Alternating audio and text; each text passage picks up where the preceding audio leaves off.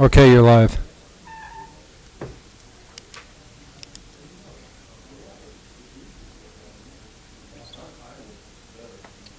Where's the planning? Right down there? Well, she was right there. Now she's right there.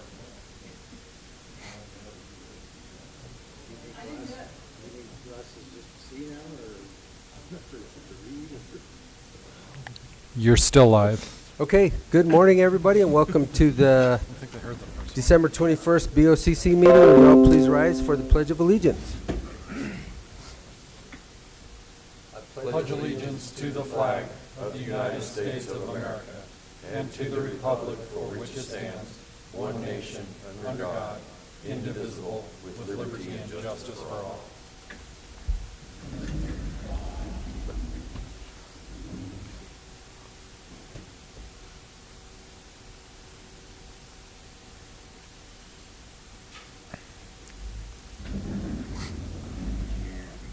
Okay, gentlemen, the first thing we have are our minutes from our last meeting. Do you have any additions, corrections? Nope. Okay. I move we approve the minutes of December 14th, 2021. And I'll second it. Okay, it's been moved and seconded to accept the proceedings of the Board of County Commissioners, Montezuma County, for December 14th, 2021. All those in favor? Aye. Aye. Aye.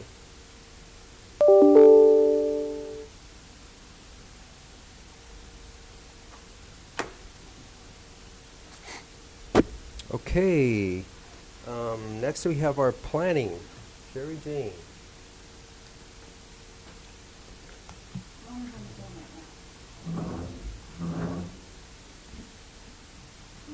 Good Morning.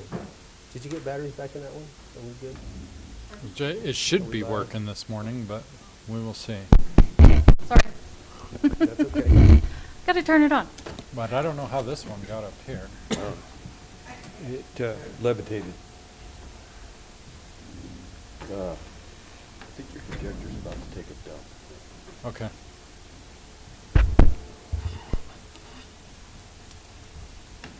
So I have a Mylar to be signed. Okay. It wasn't on the schedule. I just got it yesterday. So you've already approved it. It's for Tony Sukla's single lot development on Road M. Okay, So I just need to have that signed. we'll do that. And then Don's coming out to talk about the planning strategy. Yeah. One thing I can let the commission know while you're signing that I'm not sure came up yesterday, is that planning grant does require a 25% match, which for the county would be about $12,500.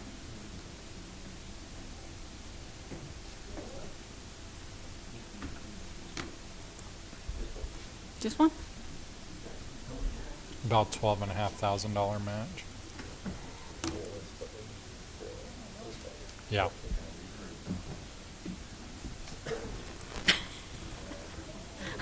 I wish. Yeah, I'll give you $25 if you give me 100. I'll tell you what, I'll give you 100, you give me 5. You give me 100, I give you $5. No. I $5. even have one of these for you. A big one.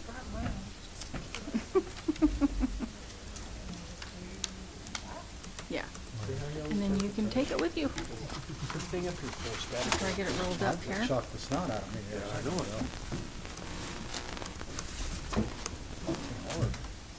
it. It did.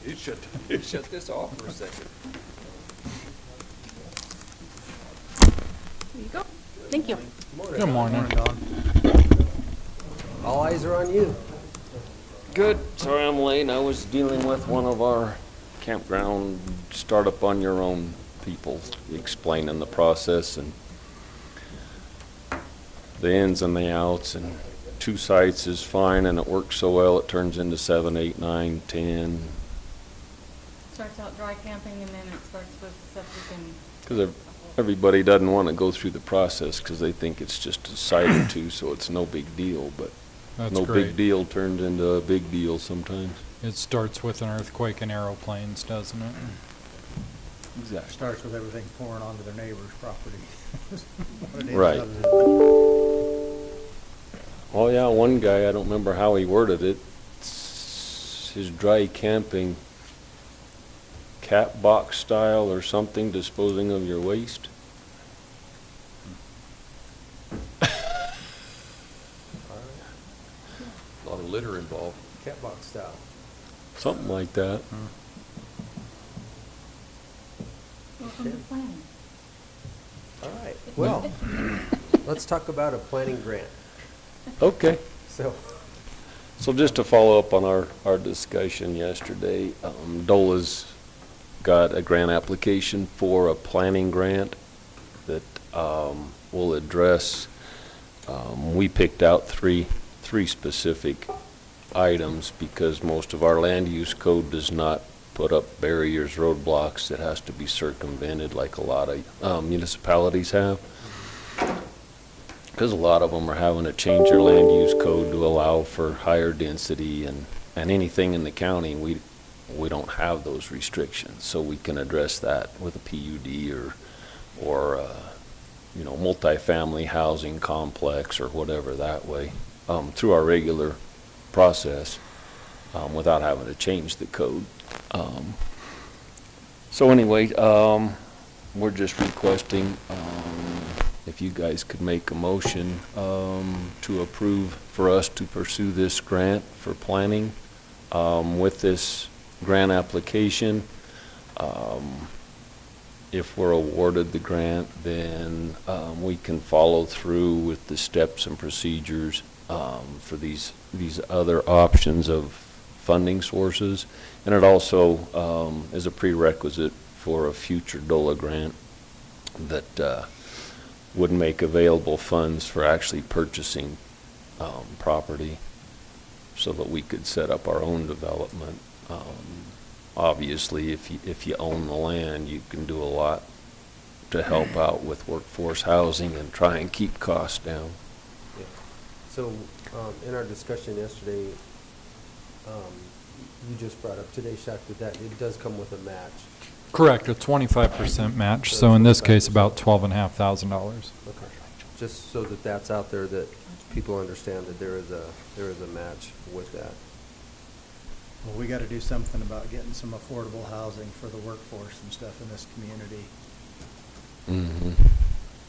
Right now, I mean, the only available properties pretty much in the city of Cortez. I know Mancus is working on their own situation there on the west edge of town, but yeah, I'll contact the housing authority and we'll see if we can get their subdivision that's in the city, if they're willing to move forward on that and be involved. But we can't get the city involved through this application because without their audits done there. Correct. So it would only be outside of the city limits of Cortez. But Correct. The Mancus are still okay, like I asked yesterday. Correct. We could still start just outside of our area of influence, or in our area of influence. But we're also working with some other builders, manufactured housing companies, trying to get them in here. If we could utilize that housing authority property, then we could maybe get a project going. Again, it all falls back to utilities. Nothing's affordable if you have to do it from scratch. Correct. Okay. You guys have any other No. questions or comments? I mean, I think we went over this pretty well. Yeah. I would so move we support the planning strategies grant. And I'll second it. Okay, it's been moved and seconded to accept the Planning Strategies Grant awarded by DOLA along with the 25% match from the county. All those in favor? Aye. Aye. Okay, Thank you. that's it. That's all we got today, unless you have a question or Gosh, anything. no, Perfect. not at all. Thank you. Good, thank you, guys. You guys have a Merry Christmas. Okay, next we have our public comment session. The Board of County Commissioners welcomes you to this meeting. Person speaking during public comment will be limited to 3 minutes, or depending on the number of people wishing to speak, It may be reduced to allow all members of the public the opportunity to address the board. When addressing the board, please state your name and address for the record prior to providing your comments. And comments to individual supervisors or staff are not permitted. And participants may not yield their time. And at this time, the public comment session is open.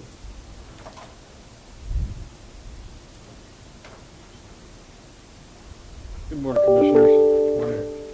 I'm Terry Hines. I'm the CEO and General Manager of Farmers Telephone. I live at 2715 Golf Course Drive here in Cortez.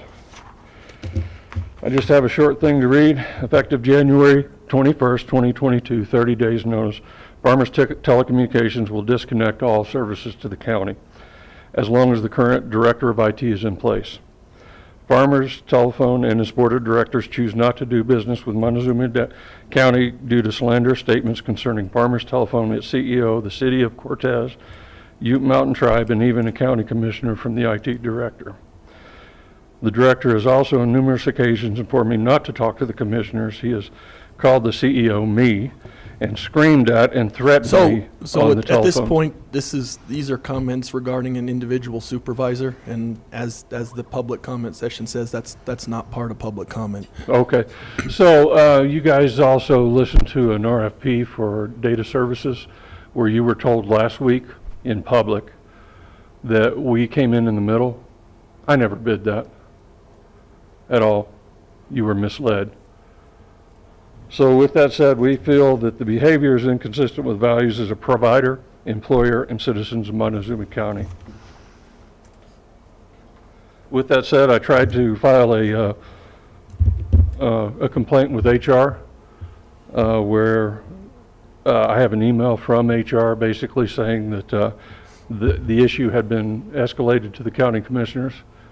This complaint had not been brought to you because you didn't know about it until this morning. So with that said, I think that we decided that, rather than, I have no issue with you guys whatsoever. I've supported you guys in the past, always. And with that said, this is a sad day for all of us. I will say that I have promised Sheriff Nowlin that no issues will come to him because of the lack of performance in going to your new provider. We find it odd that we weren't able to bid on it or weren't solicited to bid on it, and one of the commissioners is a board member of the company that was awarded the contract.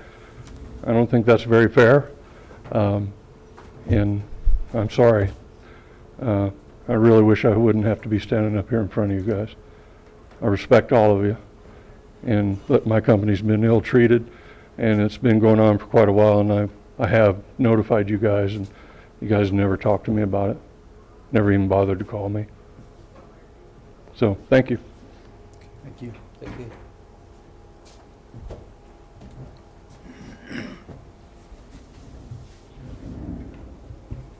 Anyone else? Okay, we'll close the public comment session and we'll move on. And George, I'm going to go ahead and move you forward. Did get your message to ask for your time first. Good morning, everyone. Morning, George. We're still plugging along. I hit 155th call yesterday, so things are still going kind of nuts. Motor vehicle accidents, we've had 16 fatal, which is unbelievable. Suicides, I'm at 10, possibly 11. We're still investigating one of the cases.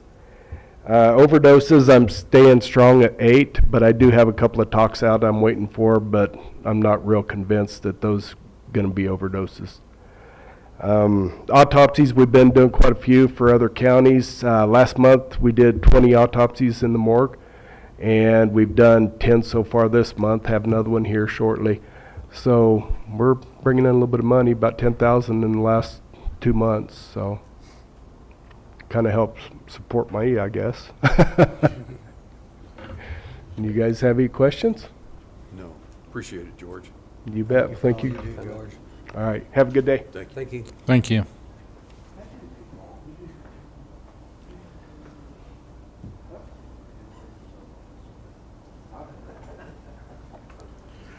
So did Mr. Spratlen ask if he could go next?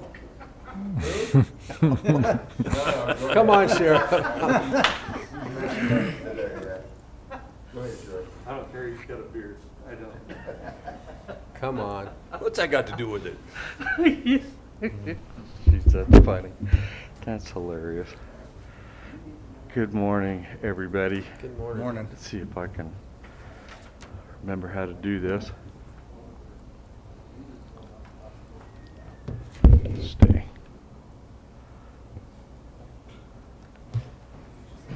It says it's connected.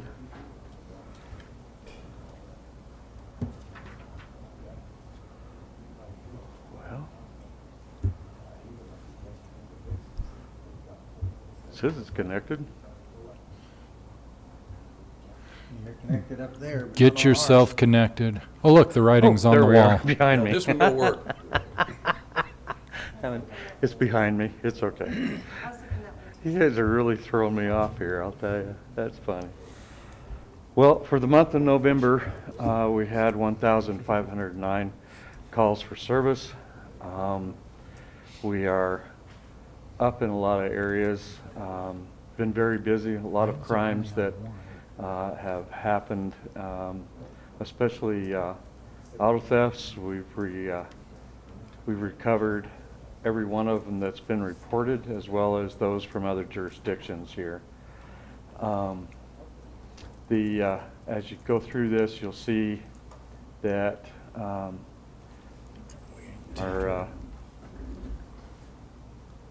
accidents are up. Livestock at large is up. 25 of them calls just in the month of November, with 5 on the highway or roadways.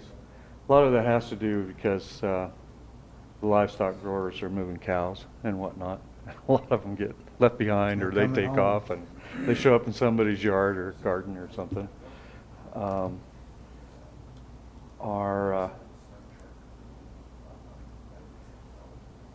We did 20 gaming escorts for the Ute Mountain Casino.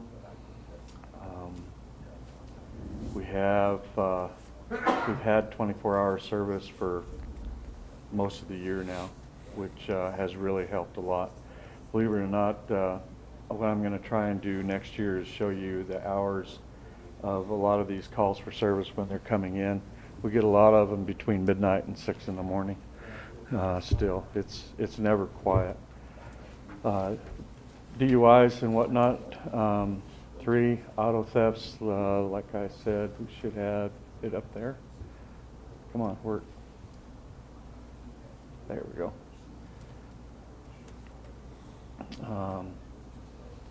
And our domestics are increasing. They haven't slowed down at all. Generally about one call a day.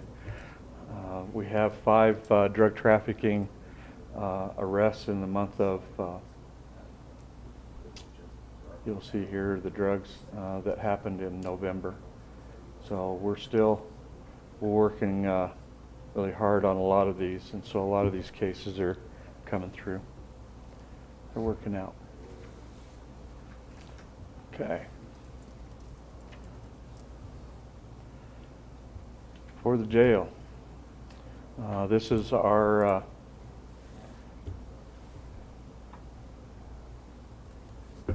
transports. The per diem for will be coming up. We did 8 transports, 8 adults, no juveniles in the month of November. Total of 2,670 miles. Half of those are extraditions back to Montezuma County from other states surrounding us. One was from California. That was a $4,000 bill. So we pay them to go get them and bring them back. Who pays? Correct? We do. We do. Yeah, that's Yeah. up to us because they're I on wish the Montezuma. district attorney was here, because he likes to say, yeah, we'll come and get them. And it's like, wait a second. You're not paying this bill. But no, it depends on the crime. And those were serious enough they needed to come back. This is what the cost for per diems for the month of November. The total number of deputies involved in those transports, those 8.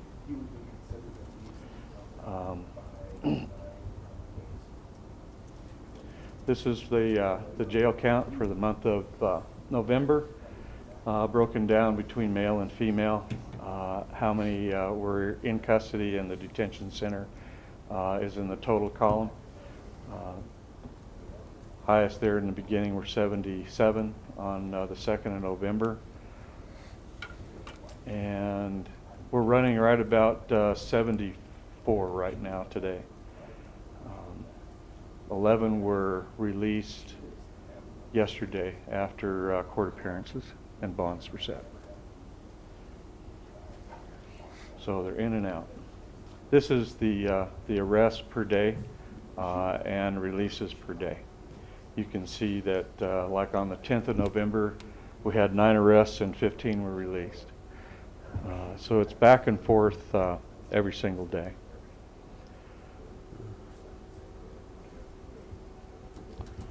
For Department of Corrections holds, this is how many we had for the month of November.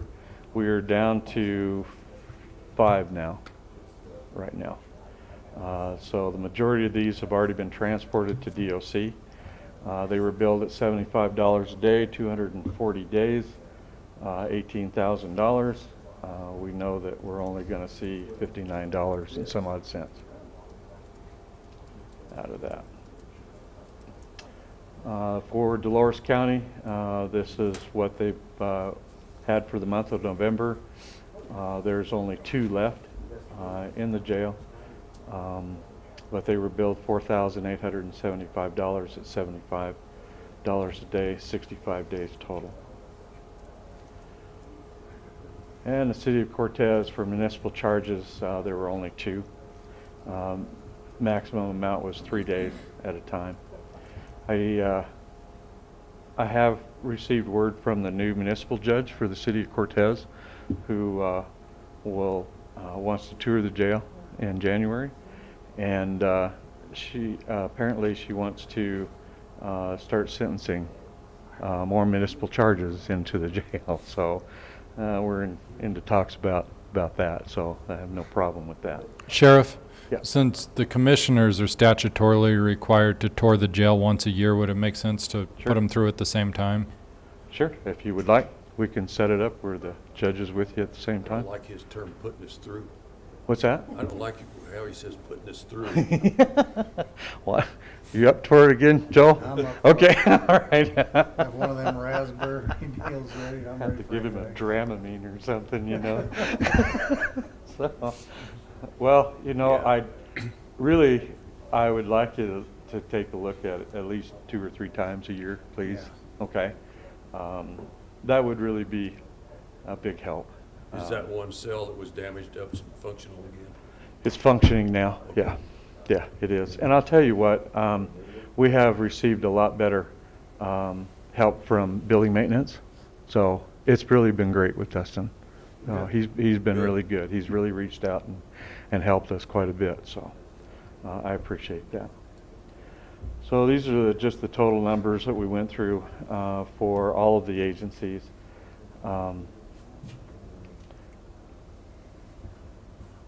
And this is what our fees were that we posted for the month of November. City of Cortez, again, 2 inmates, $450. Our total costs which are non-reimbursable, $152,175 is the cost of $75 a day. How you coming on your research there, Mr. McCarron? You know, I mean, Yeah, we're, but yeah. we're in a tough position with it, I know, honestly. I know. It's just a question Yeah. that I think that I had to ask, because I'll tell you, it's just not right when we're charging others, and they provide probably at least half, if not a little more, than the total arrest in that jail. So. Yeah, I mean, the real tricky part again is that I know. the jail serves the community, and so I it's know. tough. There's not a lot of legal authority to Yeah. really deal with it. These are the fees that were collected by the sheriff under state statutes. and allowable. You know that with the new jail reform bill, we've had to drop our booking fees down to $10 from $30. They also have a Bill of Rights that are posted on the website and in the jail, in the visiting area, and out in the booking area. That I have not received word from the state yet that said that we're in compliance, but we're in compliance with everything in that bill. So what we received from the Department of Corrections was $7,368 for those costs back in October. And so there was a total of $47,747.81 that were collected under the sheriff's fees that goes into the general fund. Okay. Any questions about that? Okay. Nope. I have the pretrial budget for the year of 2022. This is the pretrial fees is what pays for everything that you see in this budget that is collected from January 1, generally through December 31st. But this year, with the budget changes and whatnot, it went through the month of November, on November 30th. So there was $21,000 collected in pretrial fees and costs that were paid by pretrial clients. So we have a budget of $68,205.99 budgeted for 2019 or 2022. And I'd like to ask if you could approve that budget. This is totally specific, not within the budgets that we approved on the 7th, so.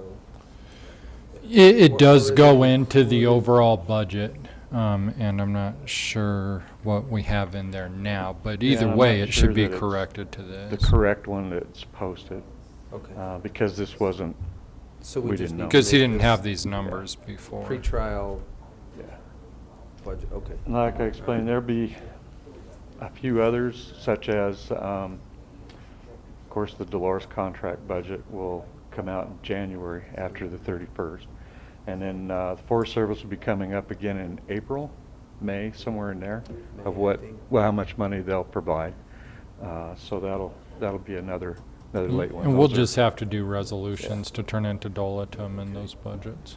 yeah. Okay. So if you guys vote to do that today, we'll have a resolution ready for it next week. Question?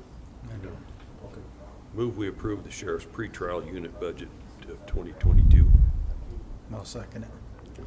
Okay, And the it's been amount on moved- that is 68,205.99. Thank you. Right. It's been moved and seconded to accept the Montezuma County Sheriff's pretrial unit 2022 budget in the amount of $68,205.99. All those in favor? Aye. Aye.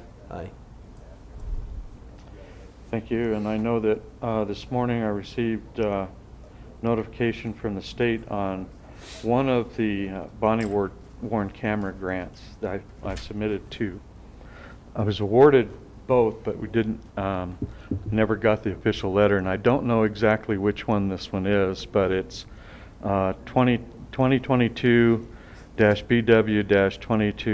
2022-BW-22-22088. That could be the $81,000 one, but I won't know until I get back to the office.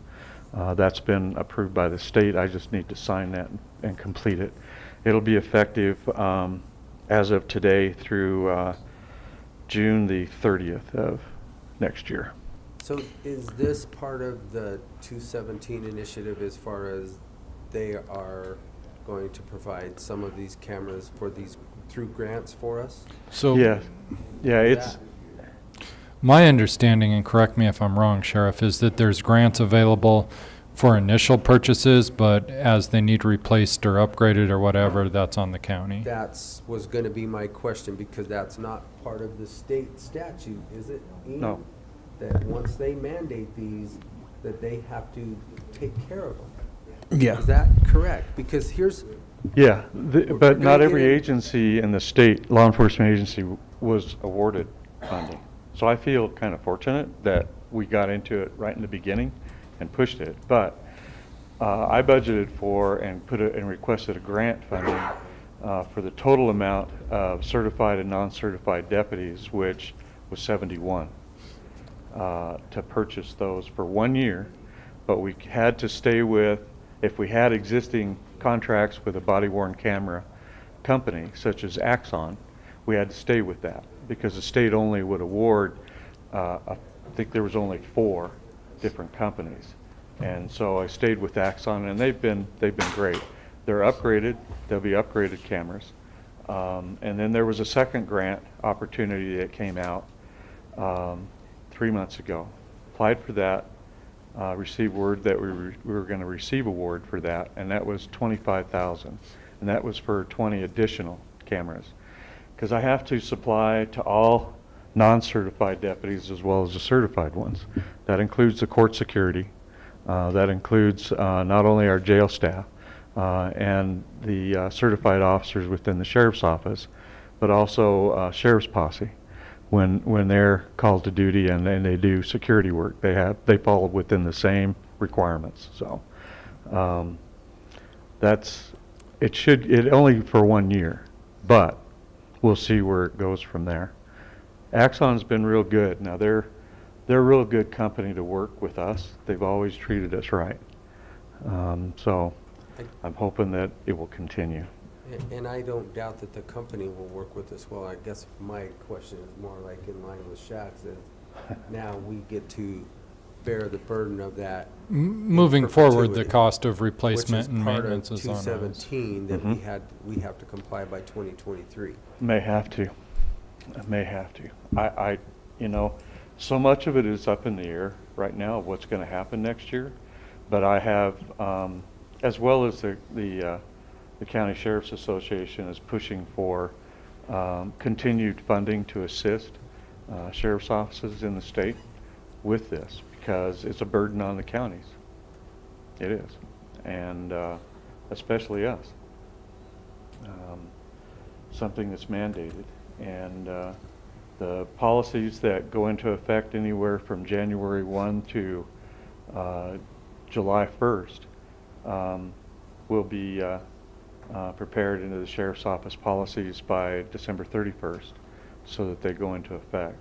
A lot of that has to do with the end of the latter part of Senate Bill 217, which is the untruthfulness portion of that requirement in that bill.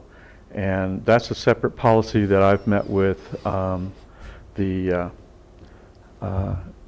district attorney about, because he has to have the same policy. We have to be on the same page. And it requires that they're exactly the same. So we had a good meeting and discussion about what that means.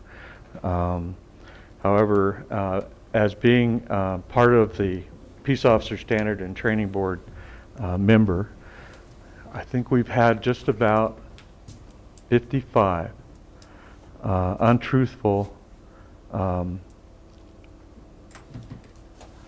suspensions and actually taking away peace officer certifications because of untruthfulness, whether they be in a written form, an oral form, or in an internal affairs investigation throughout the state. That's a lot. That's a lot. So there's going to be extensive training that the Sheriff's Office employees and deputies are going to go through about all of these bills to make sure that we are in compliance and we stay in compliance with that. The big thing is that the body-worn cameras, there are steps that we all have to take to make sure that we comply with that bill, that law. And when they can be turned on, when they can be turned off, there's certain reasons why, or exceptions that are required that we can turn it off.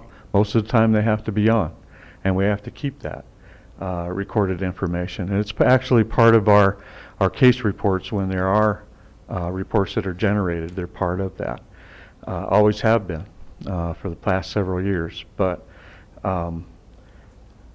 if you intentionally, is the word, intentionally, fail to turn it on, or fail to turn it off, or turn it off when you're not supposed to, intentionally, then that peace officer certification can be suspended for 1 year. You can be revoked for a year, and the agency will lose state funding opportunity, grant funding opportunity for 1 year. That's quite a big punishment, okay? So we have to make sure that we do that right until there hopefully will be some common sense revisions to that law. People are people. We're not perfect. People make mistakes, and there's a difference between intentional and a mistake. So, just depends.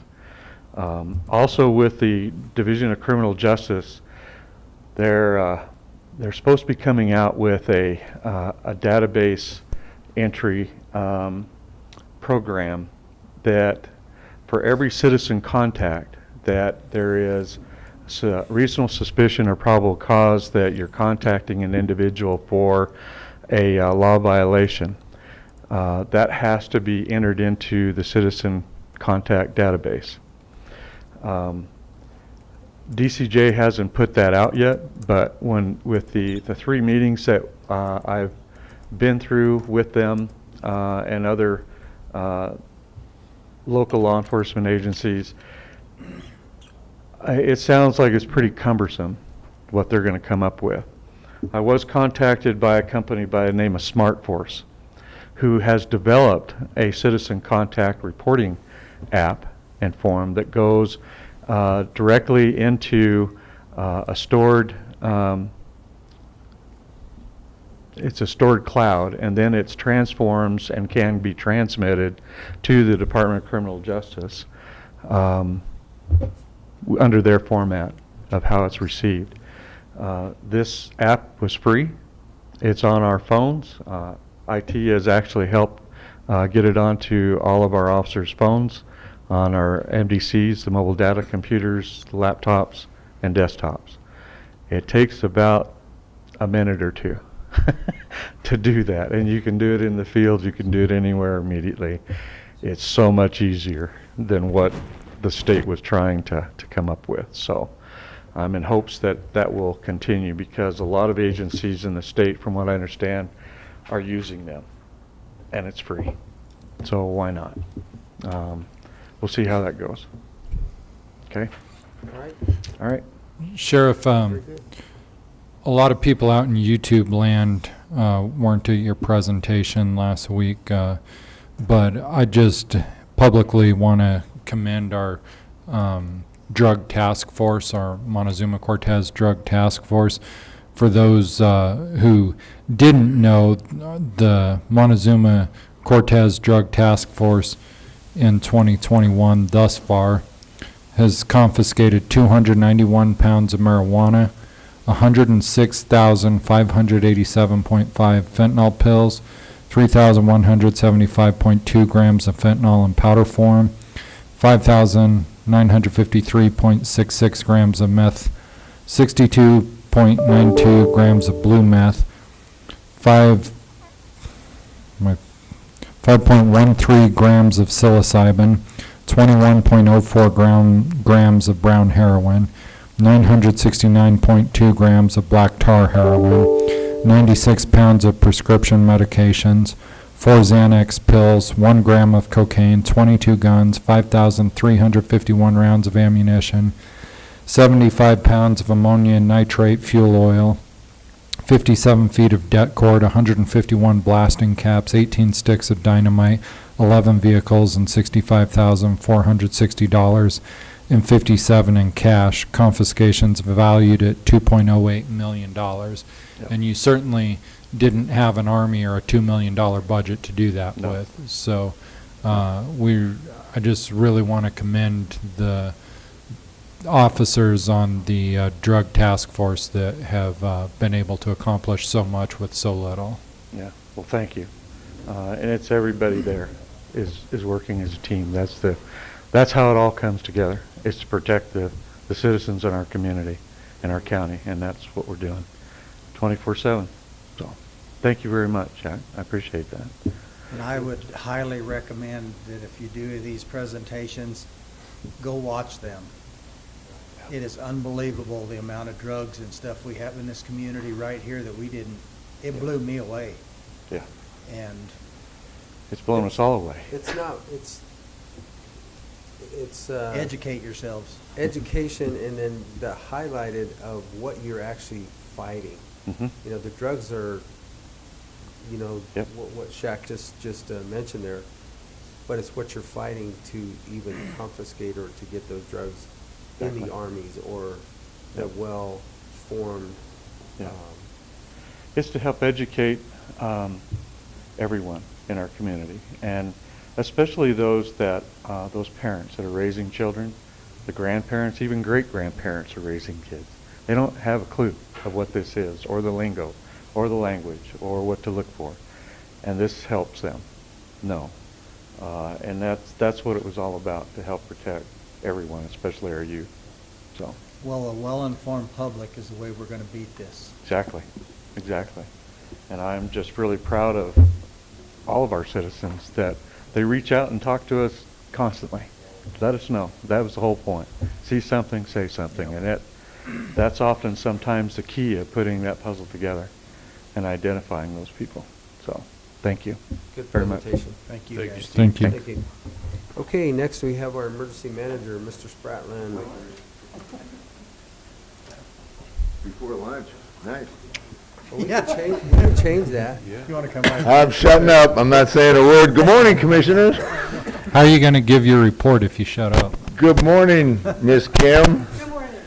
Good morning. Morning, Ian. Good morning, Mr. Shack.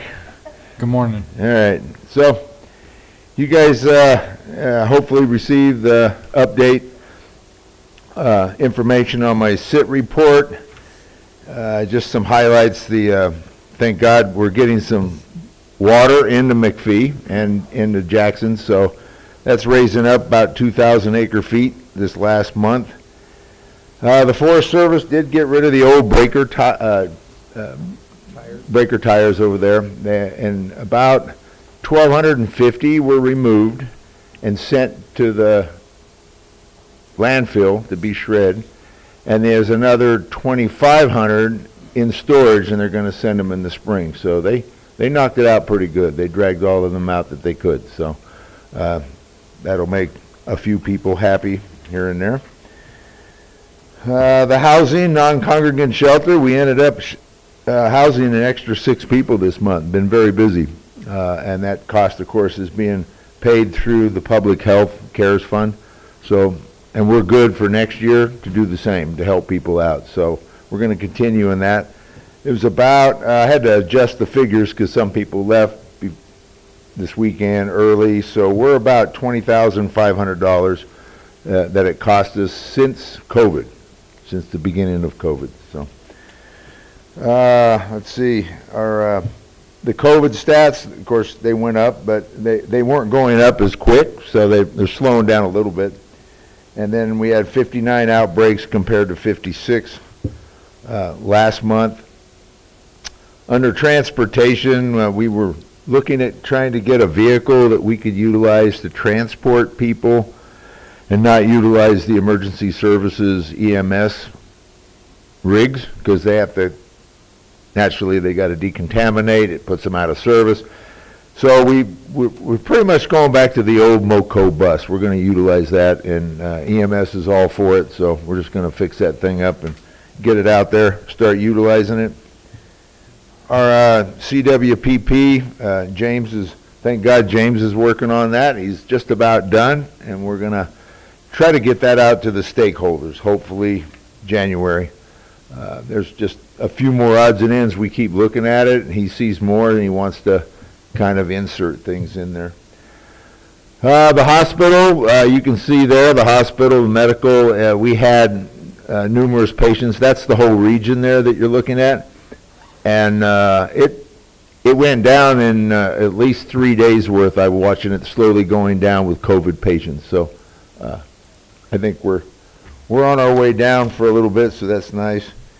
The Emergency Manager's Performance Grant, the EMPG, they finally sent all 3 quarters last week. So, yeah. So at the end of the year, I got 3 quarters worth, so it adds up $34,000. So at least we got paid for that. And then The fourth quarter, of course, will come in hopefully in January. And then just to highlight some of the training, we're teaching the active shooter training for all county employees. And we just finished the fourth session yesterday. And it totals up to 94 employees. So they thought it was pretty informative, worked good. So we're going to have some follow-ups later on. I think it's worth it. And then not to mention some good trainings here and there. So, and then the hazard mitigation plan that you guys had to read, 356 pages. And you signed off on it.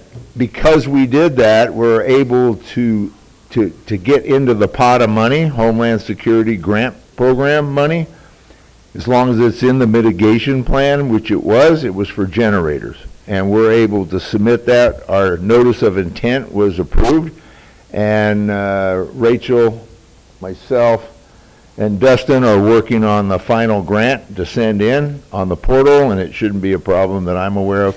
So we should get 75% back on all those generators, and then some of our in-kind will be actual labor that we're going to perform. So that's pretty good savings on 6 generators.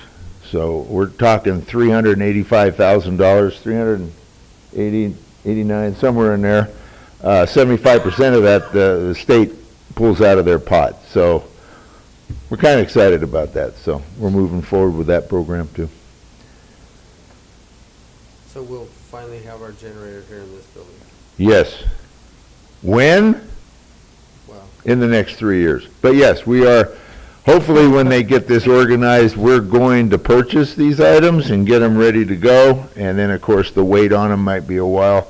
And then we're going to start pouring the pads and get transfer switches in and everything. So all of our buildings will have this finally, so that'll be good. So we'll have a good COOP plan if something goes down. So pretty excited about that, and that's it, gentlemen. What brand generator? Oh, I don't know. Pick one. What do you like? Yamaha.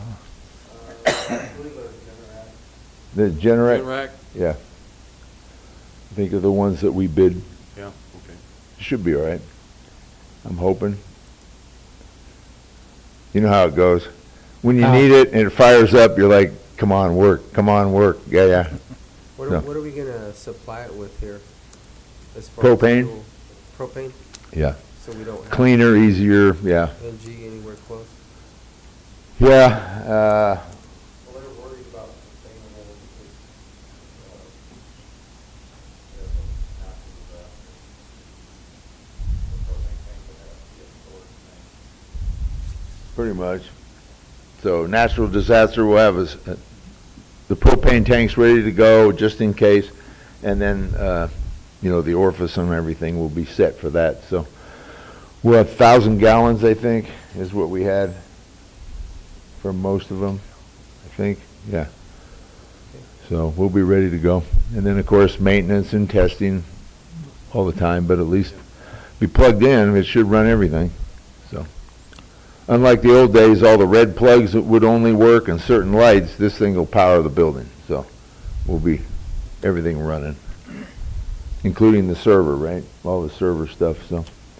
Can the employees run too? Sir? Can the employees run too? Yeah. I want to go for a run. Okay, thank you, Jim. Thanks, guys. Thanks, Appreciate it. Appreciate it. Have a happy holiday. Me too.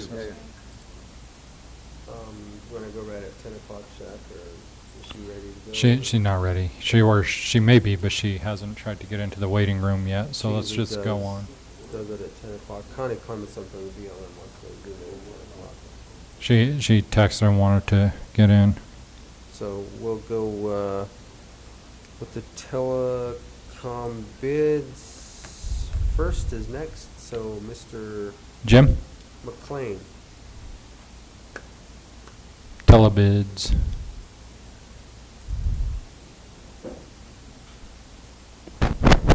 You make this a little bigger. So we for the opened these yesterday. We gave them back to the department head so that they could do their reviews on them. And we had 5 bids: Clarity, Data Safe, High Country or Avaya, and NetForce and TDS. So with that, looking at the screen in front of me, it appears highlighted in yellow that Net Force was the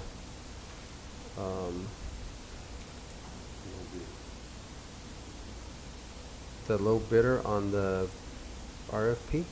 Is that correct? Well, on the monthly recurring, absolutely. The upfront one-time thing, and part of where that comes into play, as we know this morning, I'm kind of not, I have very little window to get this done.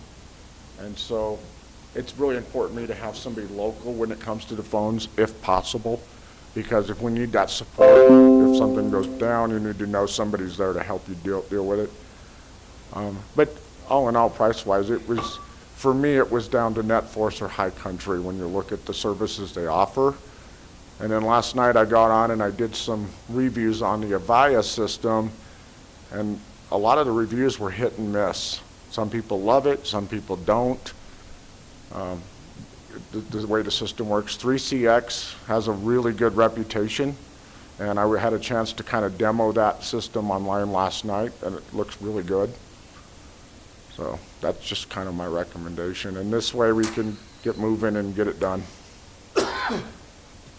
And I did budget enough into the budget next year to cover up to $25,000 in the initial cost of changing. Okay. So then your recommendation is to utilize NetForce, a local company, for the telecom bid? Correct. Okay. Questions, gentlemen? No. Okay. I would move that we award the bid for our telecommunications to NetForce. Second. Okay, it's been moved and seconded to accept the award and move it forward to NetForce for the telecommunication bids for Montezuma County for the year 2022. Correct. All those in favor? Aye. Aye. Thank you, Commissioners. Okay. All right, with that, we're going to move the fire suppression bids down a little bit.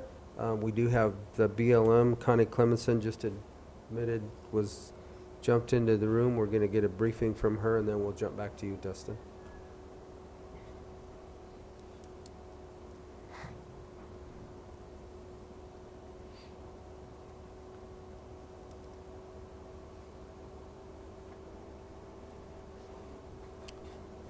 All right, good morning, Commissioners. I think I heard you, Jim. I'm having a little technical difficulties with my sound this morning, but I believe you asked BLM to participate at this point. Yes, ma'am. It's yours. And Connie, would you like to share your screen, or would you like me to display the PDFs you sent over? You know what? I can do that, Jack, if that works better for you. Okay. I do have them queued up, so I could do that if that's easier. Okay. Let me,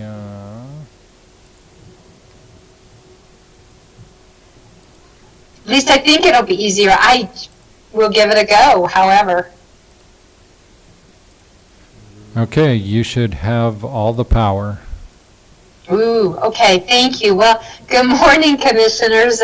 Happy holidays to you on this holiday week. So we're all looking forward to the snow coming in, but I wanted to provide you just one quick update on behalf of Kenyans of the Ancients and Tres Rios Field Office this week, since we are anticipating initiating a public process right after the holidays, and I won't be able to see you until sometime in January. So I wanted to do this on behalf of Ray O'Neill, our Kenyans of the Ancients Monument Manager. So I will jump right into it. Hold on just a second. Let's see if I can do this, Jack. I think you can. Oh, looks like you're doing it. Very good. If nothing else, the last 2 years have taught me how to be a little bit more, have a little bit more aptitude with my documents here on screen. So the map that you should be able to see before you is called the Mary Austin Acquisition. This is an acquisition that the BLM has been working with previously with Bob Johnson, and then more recently with Mary Austin, who acquired the property from Mr. Johnson, who's her ex-husband. We had been working on an acquisition proposal with Mr. Johnson for probably the last 8 years. He was interested actually in selling all of the properties that are within Canyons of the Ancient, so we had been working on that for many years, and then we would come and go in that conversation, and it really did grow quiet for the last couple of years for a variety of reasons. The main reason why the BLM was struggling with it is, as you can see down here, all of the properties that Mr. Johnson had owned at that time, 2 of them have conservation easements on them, and that makes for a challenge for the BLM to acquire with conservation easements on. Since that time and things grew quiet, Mr. Johnson approached us a couple years ago about a renewed interest in disposing of his property to the BLM, and that's the property that you see outlined here in red. Through that time frame, Mary ended up acquiring the property for personal reasons from Mr. Johnson, and she is now the legal owner of record. She was also interested in pursuing the land disposal to the BLM, and recently has signed a contract with the Conservation Fund and a commitment through them as a broker to get the land transferred to the BLM appropriately. So this is a willing seller. The BLM in no way pursued this acquisition, though BLM has a pretty intense interest in acquiring properties that are totally surrounded by Bureau of Land Management lands, specifically to Canyons of the Ancients National Monument. So the property that the BLM will be scoping with the public for acquisition is that property that you do see in red. It's about 647 acres. It's on Yellow Jacket Creek there. And we wanted to be able to talk with the board prior to us vetting this with the public through our public process. So I just wanted to briefly go into how that public process works. We, as required by law, we need to scope with the public under the National Environmental Policy Act. We'll do a 30-day scoping period where we let folks know that the BLM is interested in acquiring this property from a willing seller. And then once we hear if there are any key issues, we'll analyze all those key issues. And then at some point, make a decision as to whether it is in the interest of the American people to acquire this land and make it part of the federal land base for the public. So I did want to vet this with you folks. If I can scroll down on the map if you had any questions about the legend. The gray hatched areas are previous land acquisitions that have been completed on Canyons of the Ancients. I believe since the canon became a monument, there's approximately 11,000 acres that have been acquired over time, and those are depicted by these gray hatched areas. And all of those obviously were completed with willing sellers. Some of the sellers actually felt like that ended up making them be able to survive with their ranching as a result of that disposal to the BLM. So that's how the process will work as far as public involvement. The BLM received funding to acquire this land through the Land and Water Conservation Fund, and Congress is the one that makes the decision on where those monies go each year. And the BLM has received the money. We're holding it in anticipation of closing this sale if in fact it's the right thing to do for the public. And so I think that we have the money set. The Conservation Fund is facilitating the sale from Miss Austin to the BLM, and we anticipate that this could come to fruition as early as perhaps next April. So we want to get the process rolling and wanted to first and foremost talk to this board about the BLM's interest in this land. So with that, I do have some other items to share with folks, but I want to entertain any questions that the board might have at this time. Will you be adding this to the, like the yellow jacket allotment as far as grazing and stuff like that? Yes, we will. It will become part of the grazing allotment. What is the status on those allotments right now? The grazing permit has been, I believe, transferred from Mr. Johnson to Miss Austin at this time. So it would logically go with the adjoining allotment and be added to that. Okay. And Connie, this is Ian. Go ahead.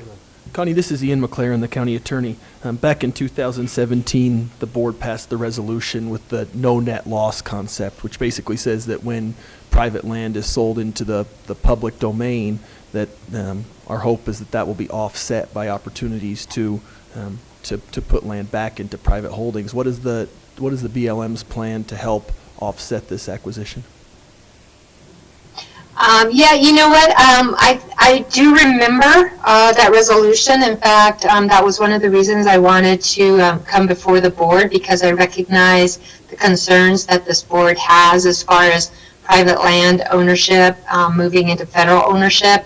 And in fact, can you see that letter?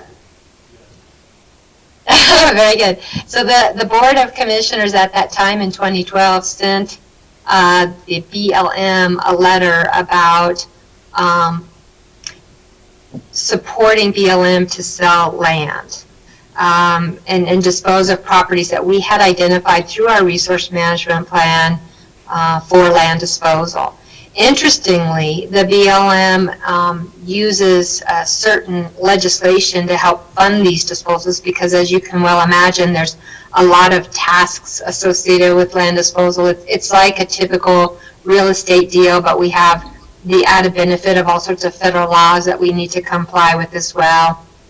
And so we do things like cultural resource surveys and hazmat surveys and wildlife surveys and riparian surveys, and then we also vet all of those disposals with the public. So that all takes time and money to make sure we're doing our due diligence on behalf of the American people. But we recognize that the board was supportive of BLM disposing of lands. The legislation that helped facilitate land disposal, the Federal Land Transaction Act, and I'll bring that forward. I'm assuming you guys have access to that letter, but I did send it to Shaq. The Federal Land Transaction Facilitation Act, FLTFA, as I so fondly call it, was reinitiated. It had expired in 2000, and this was the act that really would provide the BLM funding to be able to do land disposals. Well, it expired, and then it was renewed temporarily, and then it expired again. And as I was trying to have this conversation with the board, it expired again during my tenure, and so we really didn't have a funding source in order to facilitate disposals.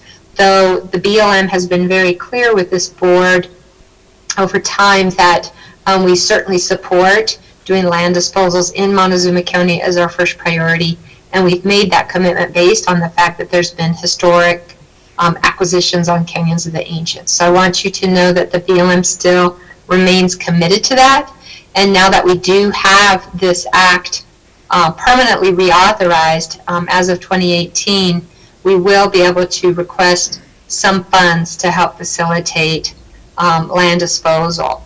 So this is a real quick summary of FLTFA, and I just wanted to go over that real briefly. It does allow for public disposal and purchase of key lands, and the key part to this is that it's using funding generated from other federal land sales nationally.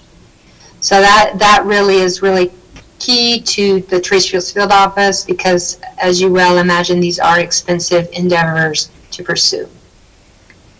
So as Congress reauthorized this, I won't belabor this too much, all of the lands that are sold, those funds, rather than going to the general treasury, will be deposited into this account, and then these monies will be available to many federal agencies to be able to facilitate additional land disposals, as well as land acquisitions for conservation and recreation purposes. Right now, Trace Fields has the main interest in getting revenues to help us facilitate the disposal of lands. And that was. So, and as you can. I'm sorry. Yes, Jim?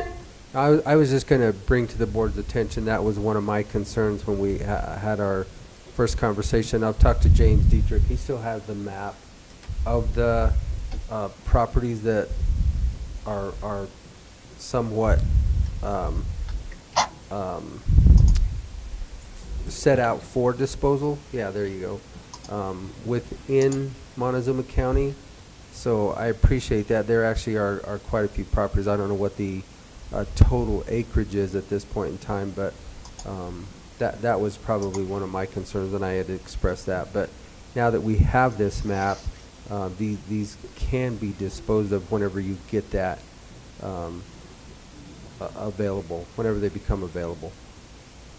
Yeah, and Jim, thank you. That's a great segue. So this next map that you see posted is actually a map that the Board of Commissioners identified, and you can see the date on it's 2012, so it's rather dated, but we were making a pretty concerted effort at that time to work with the county to identify those lands that would be priority for the county, and the reason why the county had that interest. And so the board, I believe through James's assistance, identified all of these parcels and the reasoning that they had at that time, why there would be a good reason to have those available to pull into private ownership in some form or another.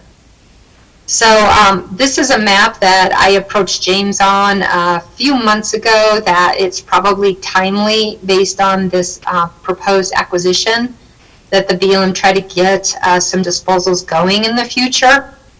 But obviously this current Board of Commissioners it would be very helpful if you guys would take the time to update this map for the BLM. I am submitting a request for some funding to at least get some of the review of these parcels going. This is a multi-year process. I mean, welcome to the federal government processes, but we need to initiate a review of these parcels with cultural resource surveys, Endangered Species Act surveys, just to ensure that we have full disclosure of what is on these parcels if the federal government were to dispose of those. So, and it's a very long, complicated process, and I'm happy to, once we get closer to that, go through how that process works, because there's a lot of criteria that we follow as far as who can purchase these properties. We have a lot of filtering lists. Say for instance, one of these private properties is totally owned by one owner, that's surrounded by one owner. We can actually do a direct sale to that owner. If there's several people that border the land, we typically have to put that out for competition. So the competitive sale starts with that. So there's so many different nuances. It really is a pretty complex project. But as we move through this and identify parcels in collaboration with the county, we can kind of start zeroing in on those conversations about what the sale situation might look for each of the parcels. So I think that was essentially all of my handouts.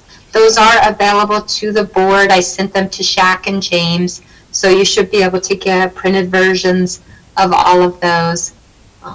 But as far as the overall process, like I said, we will be rolling out the scoping letter in probably the first week of January. We wanted to wait through the holidays until people are done celebrating those holidays and get back to business as usual. Connie, I have one question. Sometimes I park at the trailhead to Cannonball Mesa and I run up to Yellow Jacket Canyon and back down. And I know that on some point on this, I think it's Road 452 out there, that Kinder Morgan has a large station there. And I don't know if it's on this private land that's going to be acquired or not.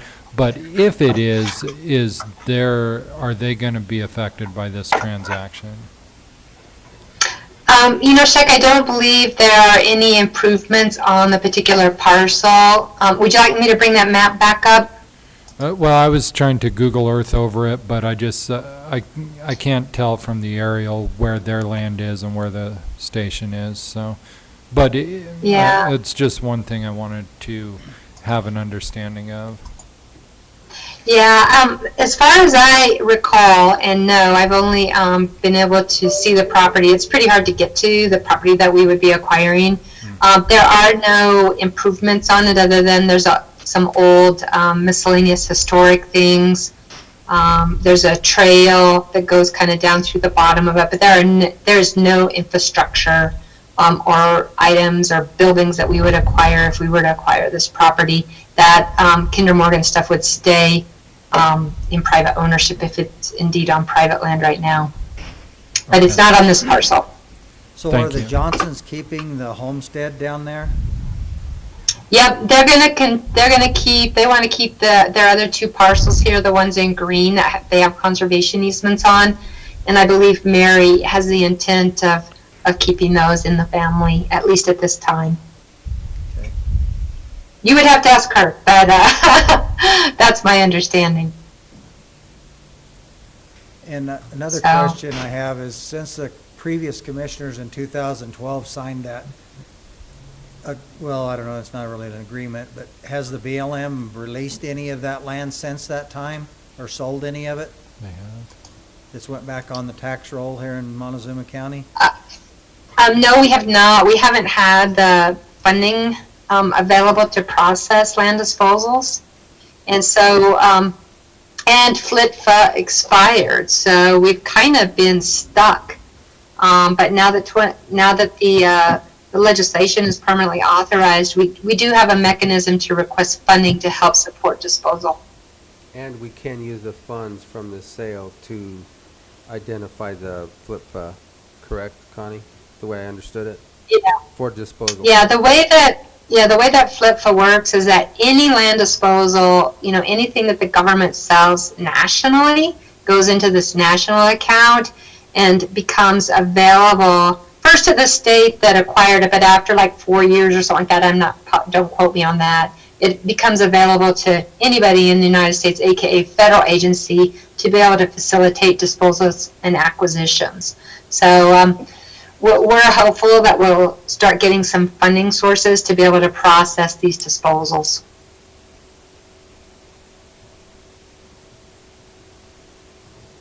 Okay.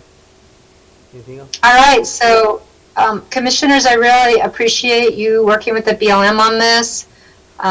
I will keep you updated and involved, and I think my next ask of the board would be perhaps updating that map, taking a quick look at it to see if any changes in your priority on that. You basically, from what I recall, pretty much identified all the parcels and the reason, and I believe that the lettering was your prioritization, but James can steer us along on that.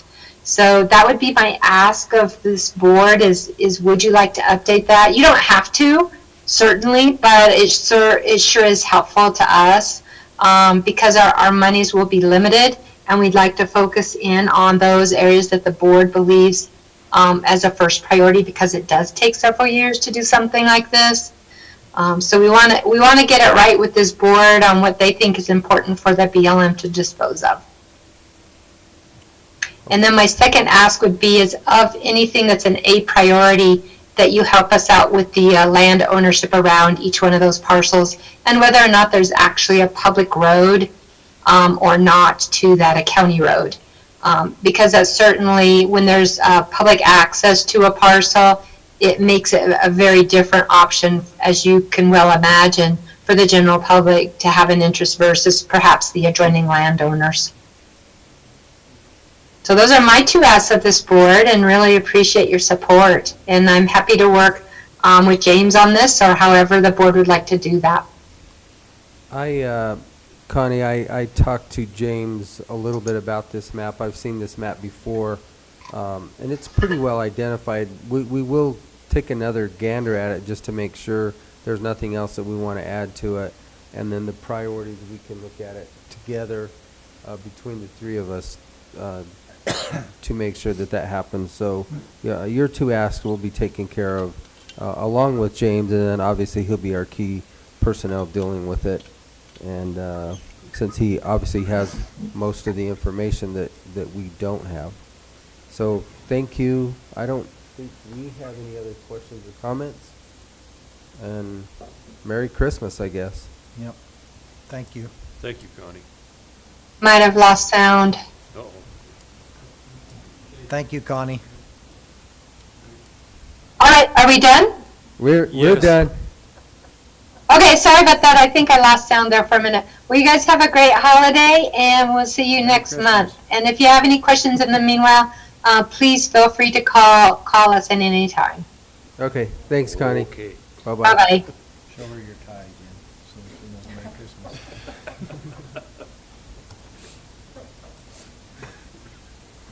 Okay, thank you, Dustin, for waiting. Now you can come forward with our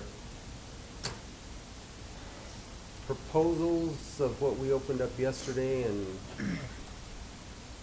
identify the costs that were not totaled.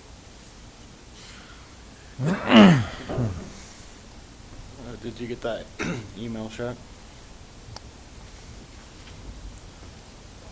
Well, the total from Advanced Fire is 82,808, and the total from Cooper Fire is 50,899.69. It looks like the major differences are to replace all the sprinkler heads and to replace all the hangers on the existing pipe. They used a hanger that's for like an I-beam, and it's on the purlins, and that's not up to code, so every one of them needs to be replaced. But that looks to me like the biggest major difference between the 2 bids as far as dollar amount. Okay, and then this will get the system to where it is functional as soon as we get the line tied to it, correct? Yes. And where are we at with the water company on tying the line? I went to a board meeting, and they have yet to supply me with what they can supply us. They wanted engineered or calculated drawings from the fire suppression company before they would agree to anything larger than a 4-inch. So I think we kind of need to see what we need here before we can move further along with that. So they realize it's a static line, right? It's a fire suppression line, it's Yeah. static. It just sits there unless there's a fire. Yeah. Correct. It could hopefully sit there forever with no Yeah. flow at all. Yeah. So, Do you, are there sprinkler heads upstairs? Yeah. yeah, we asked that They've question. been painted, and those were some of the ones that needed to be replaced anyway, but all the heads are close to their lifespan that they'd have to be replaced anyhow, so we just decided to have them all changed at once. So the bid from Cooper, it doesn't replace all of those, right? The It difference? should. That's how we discussed it during the bid walk, and that's how it's spelled out in the bid form, is So to they replace bid all on the heads. bid form. That's a substantial difference. Yeah. Yeah. And what did you think that difference was from? Well, I don't know if it's just pricing or their labor to actually change every head. And Cooper's out of New Mexico? Yeah, I believe they're out of Farmington.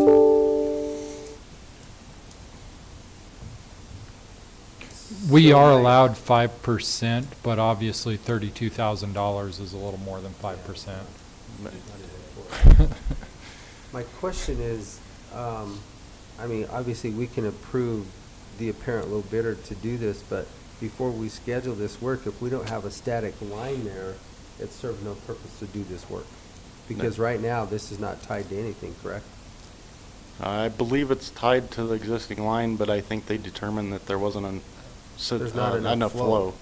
So it won't work. Yeah. So what? I mean, So I what can is go it- back to, So it's tied to the domestic line? yeah, I believe everything comes in off of 4-inch from the highway and then dispersed throughout the fairgrounds. And it should have its own It dedicated has to line. have a dedicated line. But either way, at some point, you gotta do this, and the longer you wait, the more expensive it'll be. Correct, that's what I'm saying. We can approve the apparent low bidder, but I think it's more critical to find out for sure what That we can- Montezuma Water Company is going to do for that static line. Okay, I can go back to the water company. I think that's critical, and we should have an answer by next week. Okay. Well, we're putting the horse before the cart if we Well, don't. yeah, because without a static Well- line, the flow that's coming off of a 4-inch may not be adequate. I don't know that you, with Christmas Eve, Christmas Day, and all that in between now and next Tuesday, I don't know that you're gonna get an answer by next Tuesday. How long is their bid good for? Did they say? Did they put an expiration date on it? Well, you can I award did the not bid see one. without starting the project. Correct, Yeah. we can do the NTP for February 1st. I mean, did you have an NTP date in there? I'm not for sure.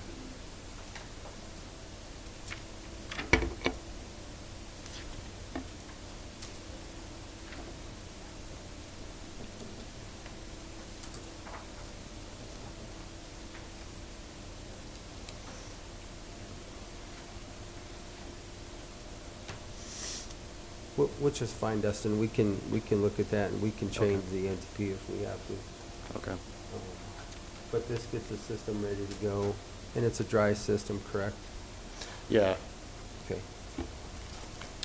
Okay, any other questions, Dan? No. Okay.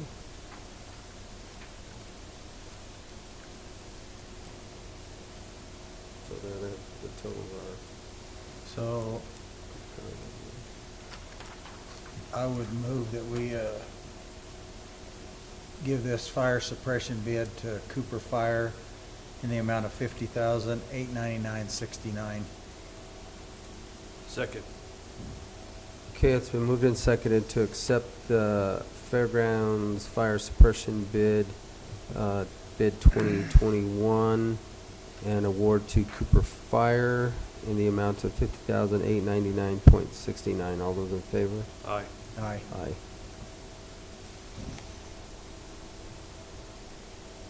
Get us an answer as quickly as possible Right. to when that static line is going to be. All right. I mean, the earth is mostly water, right?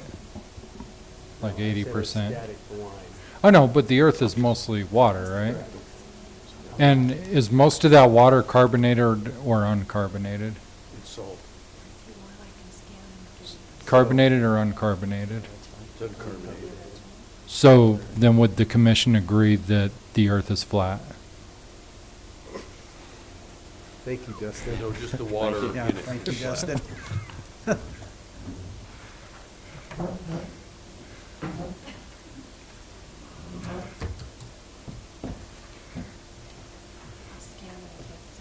Remember, communication is the key, buddy.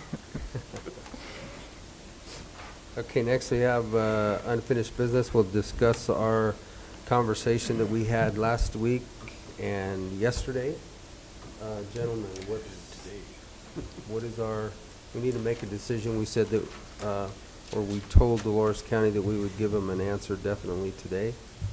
So we've had a ton of information fed to us on whether we want to sign on to be part of this NCA as far as fixing the language that mostly right now that BWCD is hung up on. I firmly believe we need to be part of this discussion. 'Cause if we're not, we're gonna be left out in the cold. I agree. And if we get into it and then we decide that we can't get something changed, then we can get out of it, so. Well, I think But one of the. I don't think, if we're not at the table making these decisions, we're not gonna get anything done.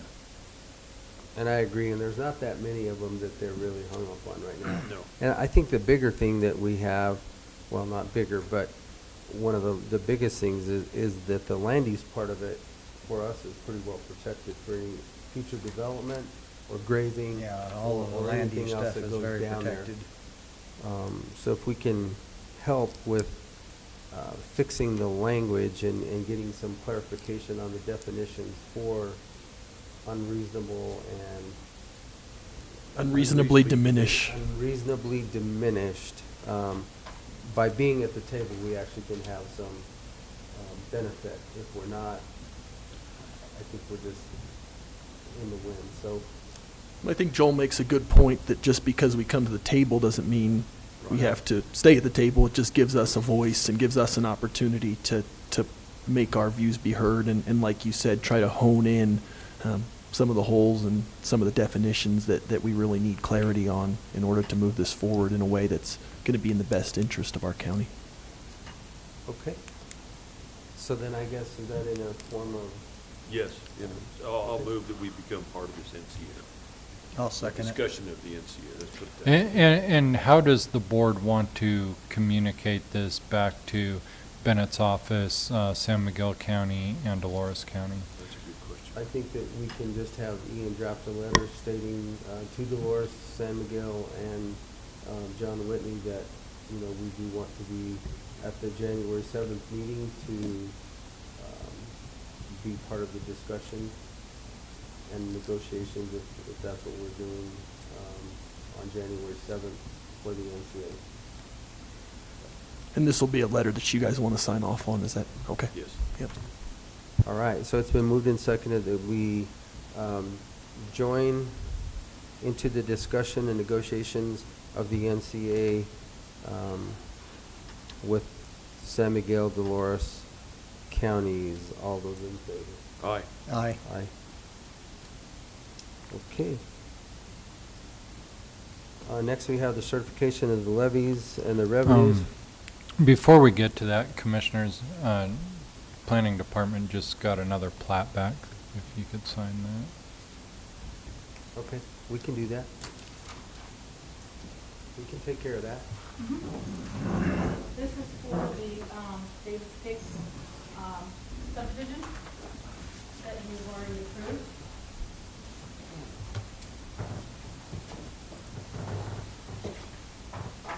Does this mean you're not gonna have anything planned? Oh, no. I think it I didn't think I was does. gonna have anything. I think it does.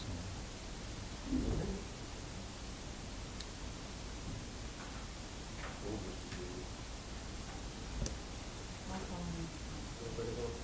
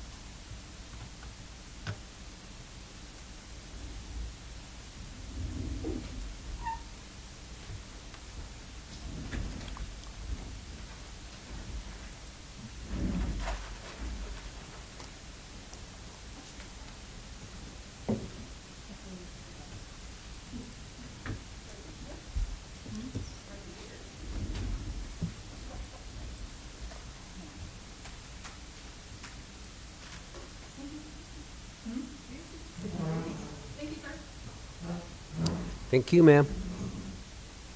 Okay, now, Shaq, we're ready for you to jump into the levies that are assessed for the Okay. different. So that the new commissioners understand how this works, all of the taxing districts have to certify to us their levies and budgets by December 15th, which they did, and we have to then in turn double check all their math and send it to the state, postmarked no later than tomorrow, December 22nd. I have sent you all the associated paperwork that goes along with this. All of the taxing districts did respond with their levies for the year.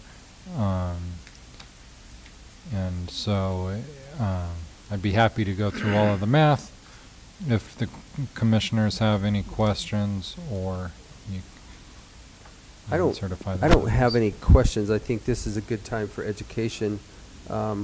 As we certify these levies of revenue, this is what the people need to understand, that when you get your tax bill and it shows at the bottom a total, most people assume that all of that goes to the county and into the general fund, which is actually incorrect. So when you look at your tax roll and you start reading what it goes to, specifically schools, fire districts, cemetery districts, City of Cortez, Town of Dolores, Town of Mancos, there are several different levies that you are levied with your property taxes, and it doesn't all come to the county general fund. You know, right here as it's being displayed, we have libraries, fire protection, cemetery, sanitation, high desert conservation. So Montezuma Water, Montezuma Hospital, Mancos Library, Mancos Fire. So the list goes on and on. So just to get people to understand that, look at your tax bill and realize what the county operates on as part of what your total assessment is. All of that money is collected by the county, yes, but then it is dispersed through the treasury and goes out to the proper agencies as the levies that has been voted on by the people. So it doesn't, the total does not go all to the county general fund. So just a purpose of education, I just wanted to say that. And then, gentlemen, do you have any other questions or comments? No. I move we approve the certification of levies and revenues for Montezuma County. I'll second it. Okay, so it's been moved and seconded to accept the certification of levies and revenue for Montezuma County. All those in favor? Aye. Aye. Aye.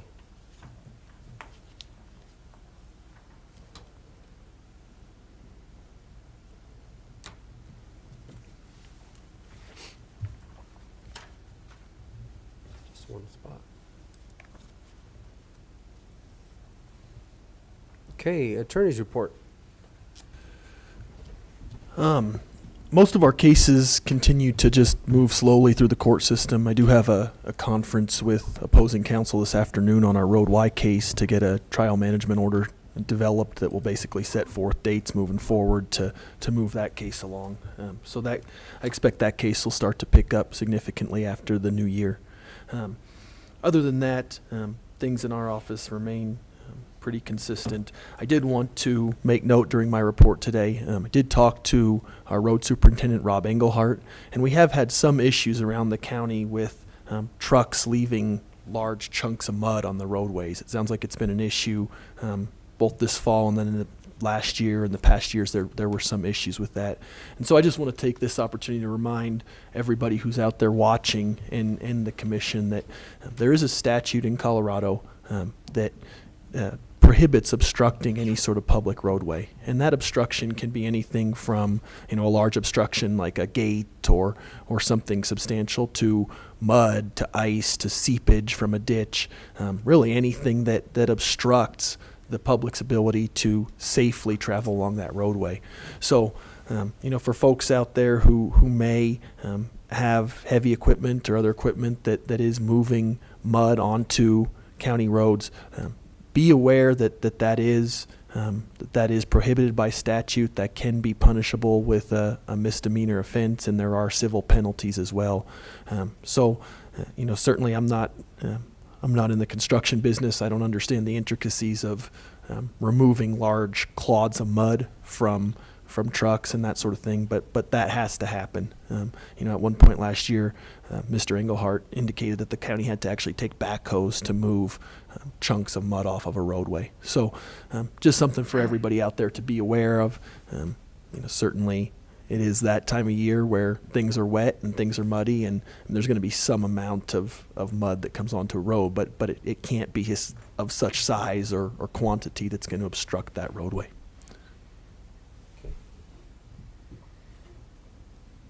Did James have anything? Not Shaq? for today, no. Okay, well then we'll go jump into straight to yours, Shaq. And all I needed was to certify the levies and revenues. Great. Commissioners report. Had a pretty busy week this week. Started out last Thursday, we went to the luncheon with the women veterans of Montezuma County. That was a great luncheon. We need to they're looking for more ladies to join that group, and that is open to the spouses of other veterans, because they realize the sacrifice that the wives and stuff have made throughout all of that. From there, we went on to a board-to-board with Dolores County Commissioners and talked to them about the NCA and stuff. And then we rolled back into town and went to the business after hours and talked to numerous business owners. And then Thursday evening, we went on to the criminal groups and the drugs in our county deal that the sheriff's put on. And I would recommend that anyone, if you can attend one of these, it will really open your eyes and see what a problem that we have here in Montezuma County and what our sheriff's department and our police forces and stuff are up against in this community, and they need our help. So if you can get to one of those, if they do another one, try to get there, because I don't know, there was probably 100 people out there, and I wish it had been 5,000, because it was very informative. Over the weekend, I had several calls and stuff. I took a drive down McKemmel Canyon, kind of looked at some of the brush cutting and stuff along the roads, and some of that stuff that's kind of tore up. They will be cleaning that up. That's just a first deal and everything. And we had our workshops yesterday, and that's about it, I guess. I really don't have much more to add than what Joel brought up. Few phone calls, some reading was done, and just like everybody, slow down, be safe, and have a Merry Christmas. All right. Joel covered a lot of it, but I'm going to jump back to Thursday, where we started with our luncheon with the women's veterans. And thank Laura, first of all, for the grant that was awarded for all of the radios for our CIP program that was voted on and that will be starting in 2022, which is the Community Intervention Program, which is a pretty big deal. It's about $17,000 or $18,000, I believe. Correct. To take care of all the radios for that program. It's a big help to those people to get started. And secondly, it's amazing what you'll find in a discussion. We found that they have the potential funding to help us with our murals or artwork that we decide to do at the fairgrounds. And not only that, they actually have some artists of people that actually do murals. So just the conversations you have sitting there eating lunch turn into more than just sitting there eating lunch. So it was a great afternoon with those ladies. And So are we finally going to get a blue jay? I do appreciate it. They didn't do birds. They didn't do birds. We're still in negotiations, though, so. And then along, like Commissioner Stevenson said, it was a long day, but a very good day. All three commissioners attended these activities on Thursday. Monday, I actually had the opportunity to meet with Shaq and the team. We met with Magellan Strategies to go over the data that was compiled for us for the tax survey, and that'll be coming before the board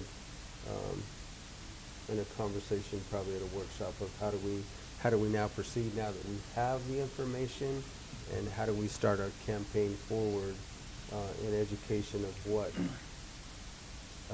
what people understand what their taxes actually pay for, and that we only focus on the unincorporated part of the counties and not the municipalities. Those are specific to the councils within those jurisdictions. And then obviously Commissioner Singleton went over what we did in our workshop yesterday, talking about the telecommunication bids, fire suppression bids, and then the discussions of the NCA. And with that, that's all that I have. Kim, do you have anything? Merry Christmas. Merry Christmas. to you. All right, gentlemen, that will conclude. Motion to adjourn. Second it. It's been moved and seconded that we adjourn this December 21st, 2021 meeting of the Board of County Commissioners. All those in favor? Aye.